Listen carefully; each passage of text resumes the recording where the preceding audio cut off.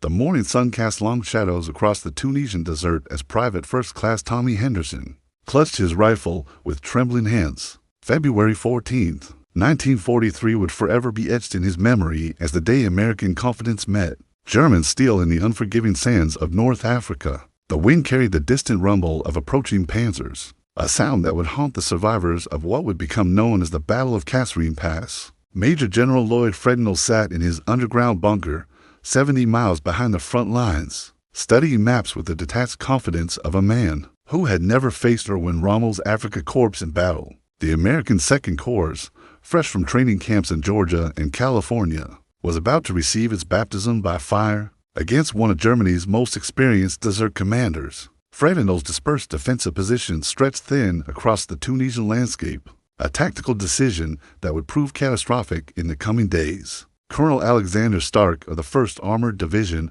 watched through his binoculars as German reconnaissance units probed the American lines near Sidi Bouzid. The intelligence reports had been contradictory and confusing, typical of the fog of war that shrouded North African operations. Some claimed Rommel was retreating toward the Mareth line, while others insisted he was preparing a major offensive. The truth would soon become devastatingly clear. The German 10th and 21st Panzer Divisions had been quietly massing in the shadows of the Atlas Mountains, their commanders studying American tactics with the cold precision that had made them masters of desert warfare. Rommel himself had arrived to oversee what he called Operation Spring Wind, a calculated strike designed to shatter Allied confidence and drive the inexperienced Americans back to their landing beaches in Algeria. As dawn broke on February 14th, the first shells began falling on American positions at Sidi Bouzid. Lieutenant Colonel John Waters, commanding the 1st Battalion of the 1st Armored Regiment, ordered his Sherman tanks forward in a textbook maneuver that would have earned praise at Fort Knox. Proved woefully inadequate against veteran panzer crews, the German Mark IV tanks, positioned in hull-down positions among the rocky outcroppings, systematically destroyed the advancing Shermans with their superior 75mm guns. According to military historian Rick Atkinson's detailed account in An Army at Dawn, the American forces at Kasserine Pass were caught completely off guard by the ferocity and coordination of the German assault. The communications breakdown that followed would plague American operations for days, as Green officers struggled to coordinate their scattered units against an enemy that fought with clockwork precision. Private Henderson's company found itself surrounded by mid-afternoon, their radio contact with headquarters severed by German artillery. The screaming Stukas had appeared like vultures in the desert sky, their sirens adding a psychological terror to the physical destruction. They rained down upon the American positions. Tank after tank burned in the desert sun, their crews either dead or fleeing across the sand toward whatever safety they could find. By nightfall on February 14th, the American defense at Sidi Bouzid had collapsed entirely. Colonel Waters himself had been captured, along with hundreds of his men, while the survivors streamed westward in what could only be described as a rout. The German panzers rolled forward unopposed, their commanders already planning the next phase of their offensive, toward the strategic pass at Kasserine, where they intended to deliver a knockout blow to American forces in Tunisia. The pre-dawn darkness of February 15th brought no respite for the retreating American forces. Colonel Robert Stack of the 2nd Battalion, 26th Infantry Regiment, rallied his men at Jebel Lesouda, a rocky hill that offered some defensive advantage against the advancing German armor. The bitter cold of the desert night had given way to another scorching day, and Stack knew his untested soldiers would soon face their greatest challenge. Rommel's strategy unfolded with methodical precision as the 10th Panzer Division swept around the American flanks, while the 21st Panzer Division maintained pressure from the east. He, German Field Marshal, had correctly assessed the weakness of American leadership and tactics, exploiting every gap in their defensive lines with a skill that had made him a legend. In the desert campaigns against the British 8th Army, Major General Orlando Ward, commanding the 1st Armored Division, frantically tried to coordinate a counterattack from his headquarters, but his orders reached the battlefield hours too late, if at all. The American communication system, designed for the static warfare of World War I, proved completely inadequate for the fluid, fast-moving tank battles that characterized North African combat. Radio frequencies became jammed with contradictory orders and desperate pleas for reinforcement that could not be answered.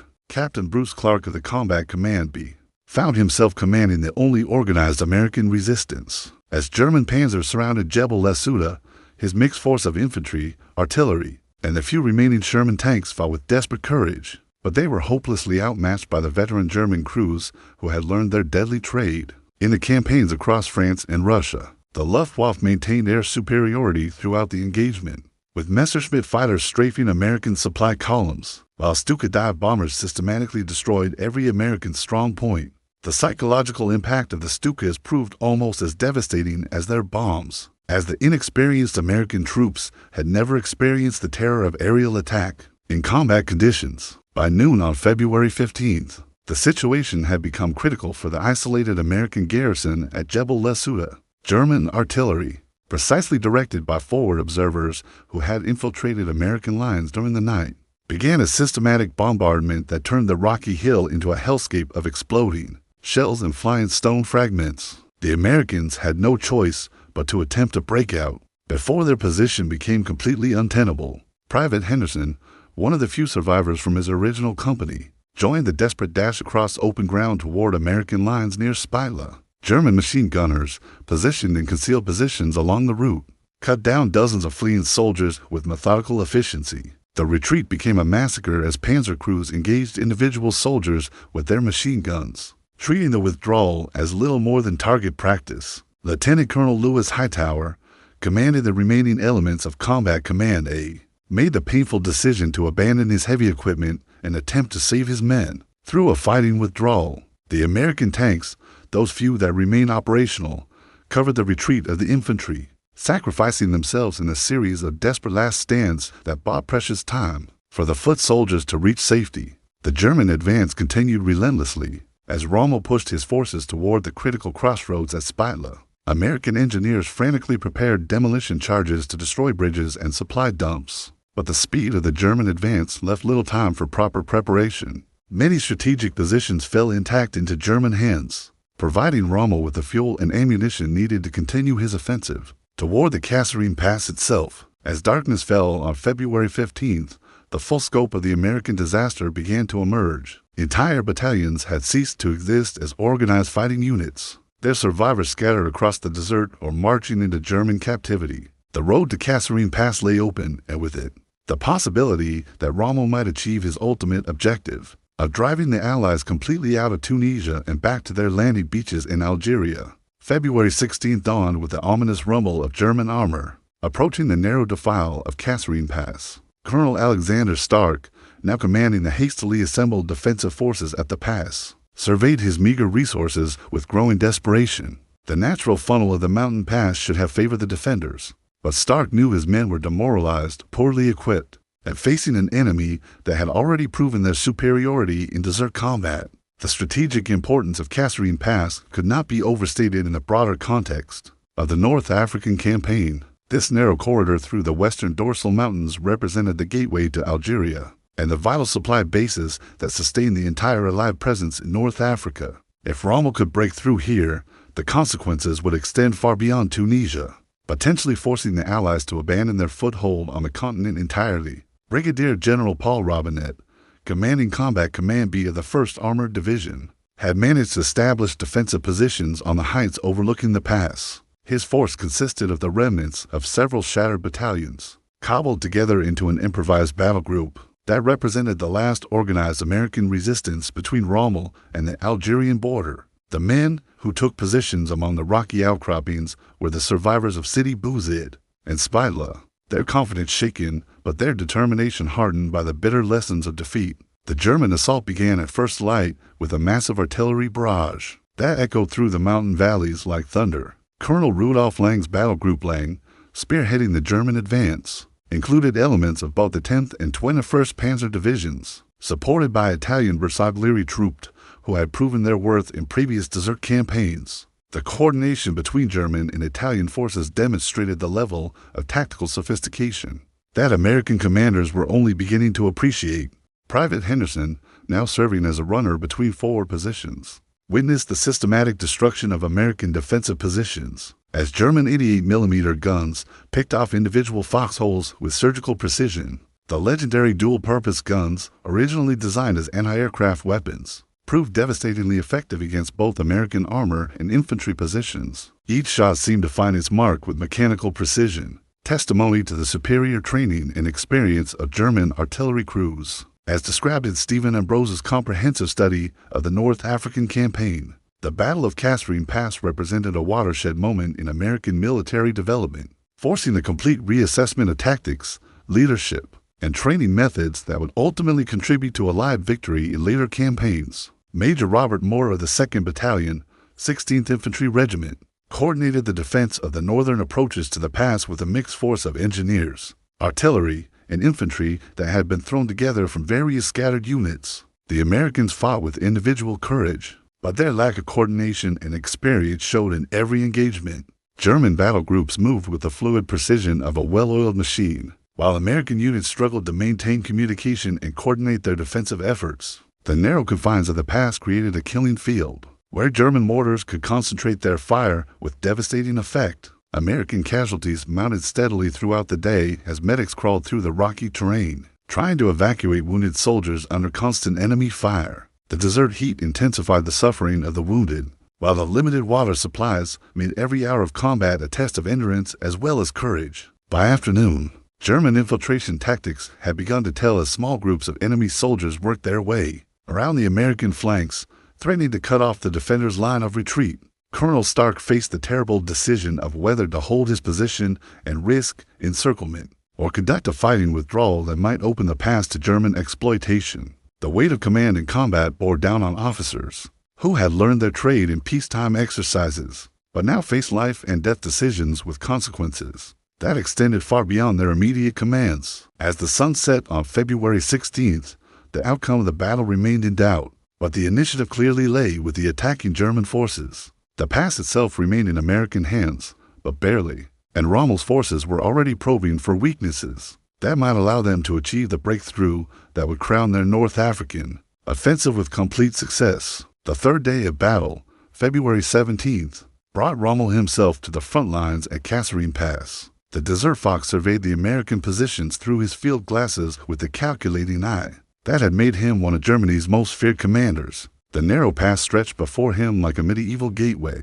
flanked by steep rocky walls that channeled all movement through a killing ground, barely 2 miles wide. He knew that breaking through here would require not just superior firepower, but tactical brilliance that could exploit every weakness in the American defense. Colonel John Hightower, now commanding what remained of American armor in the sector, positioned his last 12 operational Sherman tanks in hold-down positions among the rocks. These were the survivors of battles at Sidi Bouzid and Spitla, their crews hardened by defeat, but grimly determined to make the Germans pay. For every yard of ground, the American tankers had learned bitter lessons about German marksmanship, and were no longer advancing in the textbook formations that had proved so disastrous in earlier engagements. The German assault resumed at dawn with unprecedented intensity. Battle Group Lang attacked from the southeast, while elements of the 164th Light Africa Division struck from the northeast, creating a pincer movement designed to crush the American defense between converging forces. The coordination between different German units demonstrated a level of tactical sophistication that American commanders were still struggling to match,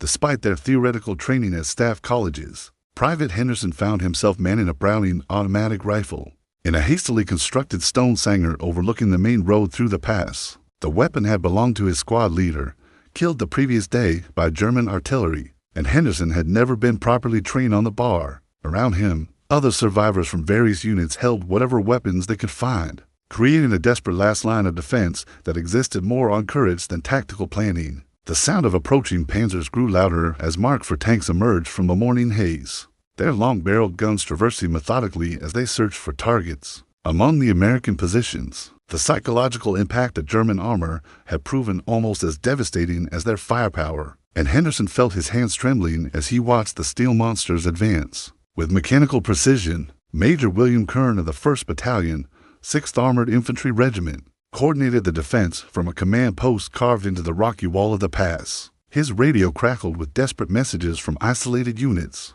each reporting increasing German pressure and dwindling ammunition supplies. The breakdown in American logistics had become critical, with supply convoys unable to reach forward positions under the constant threat of German air attack and artillery interdiction. At 1000 hours, the German breakthrough came with sudden, devastating effectiveness. A concentrated assault by 30 panzers, supported by Stuka dive bombers, overwhelmed the American positions on the northern flank of the pass. Colonel Rudolf Lang's battle group poured through the gap like water through a broken dam, their half-tracks and armored cars racing toward the rear areas where American artillery and supply units waited in vulnerable positions. The collapse of the northern defense triggered a chain reaction that spread panic throughout the American lines. Units that had held their positions with stubborn courage suddenly found themselves cut off and surrounded, with German armor appearing in their rear areas where no enemy was supposed to be. The carefully prepared defensive positions became death traps as German forces attacked from unexpected directions with the mobility that characterized successful armored warfare. Captain James Roosevelt, commanding the remaining elements of the 2nd Battalion, 13th Armored Regiment, made the decision to conduct a fighting withdrawal before his entire force could be encircled and destroyed. His surviving tanks provided covering fire as infantry units attempted to escape through the rocky terrain on foot, abandoning their heavy equipment but preserving the trained manpower that would be needed for future operations. The retreat from Kasserine Pass quickly degenerated into a rout as German forces exploited their breakthrough with ruthless efficiency. Rommel's panzers raced westward toward Thela and Tebessa, the key Allied supply bases that had sustained the entire Tunisia campaign. The road to Algeria lay open, and with it, the possibility that the first American offensive operation of World War II might end in complete disaster, potentially altering the entire course of the war in Europe and the Mediterranean. February 18th marked the nadir of American fortunes in North Africa, as German forces streamed through the shattered defenses of Kasserine Pass like a steel flood. Rommel's panzers raced westward along the divergent axes, with one column heading toward Thela while another struck toward Tebessa, the vital supply base that contained months of accumulated ammunition, fuel, and equipment essential to the Allied war effort in Tunisia. Lieutenant Colonel Charles Sams, commanding the remnants of the 9th Infantry Division's artillery, found himself conducting a desperate fighting withdrawal toward Thela, with German armor snapping at his heels. His guns, designed for static defensive positions, proved woefully inadequate for the mobile warfare that Rommel had perfected in 2 years of desert combat. American artillery doctrine, developed for the Western Front of World War I, simply had not anticipated the fluid, fast-moving battles that characterized North African operations. The psychological impact of defeat spread through American ranks like a contagion, undermining the confidence of even veteran units that had not yet engaged the enemy. Stories of German invincibility circulated among the troops, growing more terrifying with each retelling. The Afrika Korps had acquired an almost mythical reputation for tactical brilliance and battlefield success that seemed to validate every rumor about German military superiority. Major General Ernest Harman, rushing forward from Algeria with whatever reserves he could gather, encountered streams of American soldiers retreating in various states of organization and demoralization. Some units maintained their discipline and equipment despite the withdrawal, while others had degenerated into armed mobs more concerned with individual survival than military objectives. The contrast illustrated the uneven quality of American military preparation and the extent to which combat experience separated trained soldiers from actual warriors. Private Henderson, now attached to a provisional company formed from survivors of several different battalions, struggled to comprehend the scale of the disaster that had befallen American forces. The boy from Kansas, who had enlisted with dreams of glory and adventure, found himself part of a defeated army, retreating across a hostile landscape with German forces in pursuit. Romantic notions of warfare, fostered by Hollywood movies and patriotic propaganda, had given way to the harsh realities of combat against a professional enemy. Captain Bruce Clark, one of the few American officers to emerge from the battle with an enhanced reputation, managed to establish a delay in action at Jebel Hamra with a mixed force of tanks, artillery, and infantry. His tactical skill in conducting the withdrawal probably saved hundreds of American lives and certainly prevented the complete collapse of organized resistance in the sector. Clark's performance would later earn him rapid promotion and positions of greater responsibility. In subsequent campaigns, the German advance toward Thela represented the high water mark of Rommel's North African offensive. Elements of the 21st Panzer Division, supported by Italian Bersaglieri, approached within sight of the town's outskirts before encountering the first serious resistance. They had met. Since the battle began 4 days earlier, British artillery, rushed forward from reserve positions, began to impose a deadly toll on the advancing German columns. As documented in the official U.S. Army history of the North African campaign, The Battle of Kasserine Pass represented a crucial learning experience that would transform American military doctrine and leadership development for the remainder of World War II. Brigadier General Leroy Irwin, commanding the 9th Infantry Division's artillery, established a defensive line south of Thala that would prove instrumental in halting the German advance. His guns, properly positioned and coordinated with British forces, demonstrated that American artillery could be devastatingly effective when properly employed. The lesson was not lost on observers who would later implement similar tactics in Italy and France. The German pursuit began to lose momentum as supply lines stretched thin, and fuel shortages affected the advancing panzers. Rommel's forces had outrun their logistical support, a common problem in desert warfare that had plagued both sides. Throughout the North African campaign, the need to consolidate gains and prepare for the next phase of operations gradually took precedence over the immediate pursuit of defeated American forces. By evening of February 18th, the German advance had been halted short of its major objectives, but the damage to American prestige and confidence was incalculable. The Battle of Kasserine Pass had demonstrated the gulf between American and German military effectiveness, providing harsh but valuable lessons that would ultimately contribute to Allied victory in subsequent campaigns across Europe and the Pacific. February 19th brought the first signs that the German tide was finally beginning to recede, though the cost of this knowledge had been paid in American blood and national humiliation. Rommel's forces, having penetrated nearly 50 miles beyond their starting positions, found themselves facing increasingly stiff resistance as British reinforcements arrived and American survivors began to coalesce into organized fighting units under new leadership. Major General Ernest Harmon, sent forward by General Dwight Eisenhower to assess the disaster, began implementing immediate changes in American tactical doctrine and leadership structure. His first action was the relief of Major General Lloyd Fredendall, whose command style and tactical decisions had contributed significantly to the scope of the American defeat. The dismissal sent a clear message throughout the American command structure that failure in combat would have immediate and severe consequences. Lieutenant Colonel Hamilton House, temporarily commanding elements of the 1st Armored Division, established defensive positions near Buchebka that would test the revised American tactics against continued German probes. His mixed force of survivors from various units represented a microcosm of the lessons learned. During 4 days of bitter combat, American soldiers who had fled in panic at Kasserine now held their positions with grim determination, their combat experience purchased at a terrible price. The German withdrawal began on February 20th, not because of American pressure, but due to logistical constraints and intelligence reports indicating British forces were preparing a major offensive from the south.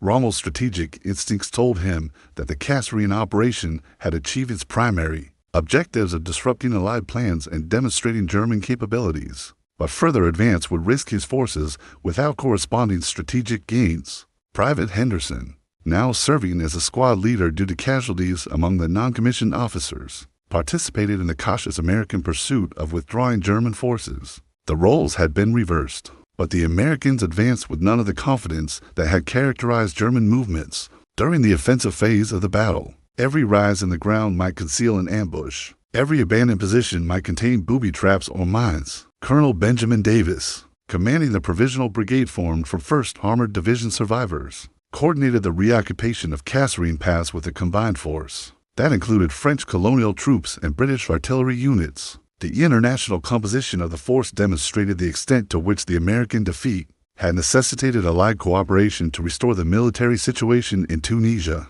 The physical evidence of the German offensive littered the battlefield like monuments to American inexperience. Destroyed Sherman tanks, abandoned equipment, and hastily dug graves marked the path of retreat, while German positions showed evidence of the methodical preparation and tactical skill that had made the Afrika Korps so formidable. American intelligence officers began the systematic study of enemy tactics that would inform future training and doctrine development. Captain Omar Bradley, serving as an observer for the War Department, compiled detailed reports on the tactical and leadership failures that had contributed to the American defeat. His observations would later influence the selection and training of commanders for subsequent operations in Sicily and Italy. The harsh lessons of Kasserine Pass were beginning their transformation into institutional knowledge that would benefit future American military operations. The medical statistics from the battle provided sobering testimony to the cost of inexperience in modern warfare. American casualties exceeded 2,500 killed, wounded, and missing, while material losses included over 100 tanks, numerous artillery pieces, and thousands of tons of supplies and equipment. The German losses were comparatively light, reflecting their tactical superiority and the advantages of maintaining the offensive initiative throughout most of the engagement.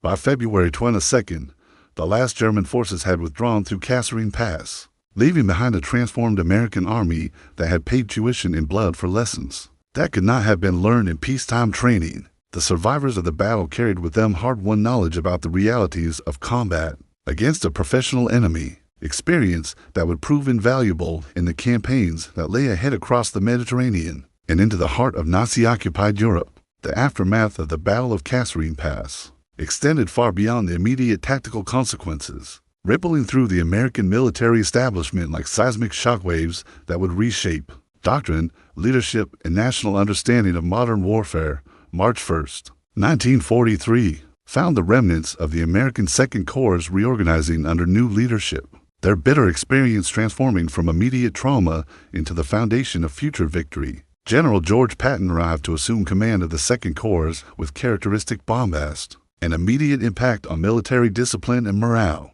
His first public address to the assembled survivors of Kasserine Pass made clear that the era of genteel leadership and peacetime standards had ended permanently. The flamboyant cavalry officer, who would later lead armies across France, understood that American forces needed not just better tactics, but a fundamental transformation in military culture and expectations. Private Henderson, now wearing corporal's stripes earned through survival rather than peacetime promotion, participated in the intensive retraining program that Patton implemented immediately upon assuming command.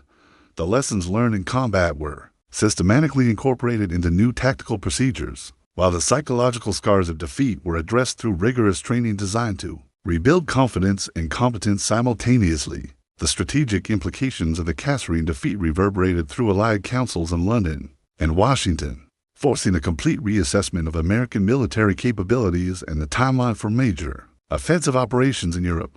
Plans for cross-channel invasion were postponed, while the lessons learned in North Africa were absorbed and translated into improved training programs for forces preparing for future operations. Colonel Alexander Stark, one of the few American commanders to emerge from the battle with an enhanced reputation, was promoted to brigadier general and assigned to develop new armored warfare doctrine based on the hard lessons learned against Rommel's forces. His detailed analysis of German tactical methods would influence American tank development and crew training for the remainder of the war, contributing directly to subsequent Allied victories in Sicily, Italy, and France. The technical aspects of the American defeat provided sobering evidence of the gap between American and German military technology and training. German tanks, anti-tank guns, and artillery had demonstrated clear superiority over American equipment, while German tactical radio communications and air-ground coordination had exposed serious deficiencies in Allied procedures. The industrial and technological mobilization required to close these gaps would consume enormous resources and time. Major William Kern, now commanding a reconstituted battalion formed from Kasserine survivors, led his unit in the final phases of the Tunisia campaign with tactics that bore no resemblance to the pre-war methods that had proved so disastrous in February. American forces now advanced with the caution and tactical sophistication that characterized veteran units, their movements coordinated with artillery and air support in the German manner. The human cost of the Kasserine Pass experience extended beyond the immediate casualties to encompass the psychological transformation of an entire generation of American military leaders. Officers like Omar Bradley, George Patton, and Terry Allen emerged from the North African campaign with combat experience and tactical knowledge that would prove decisive in subsequent operations. The defeat had been expensive, but it had also been educational. By May 13, 1943, when the last Axis forces surrendered in Tunisia, the American army that accepted German capitulation bore little resemblance to the force that had been shattered at Kasserine Pass 3 months earlier. The lessons learned in defeat had been transformed into the skills and confidence necessary for victory, providing the foundation for the campaigns that would carry American forces across the Mediterranean and into the heart of Nazi-occupied Europe. The Battle of Kasserine Pass thus became a paradox of military history, a defeat that contributed more to ultimate Allied victory than many subsequent victories. The blood spilled in the Tunisian desert purchased wisdom, that could not have been acquired in peacetime, forging the American Army into an instrument capable of defeating the most professional military machine in the world. Private Henderson and thousands like him had paid the price for American victory, their sacrifice transforming inexperienced civilians into the veterans who would liberate Europe and defeat the Axis powers. The pass itself became a monument not just to defeat, but to the transformation of defeat into the foundation of ultimate triumph.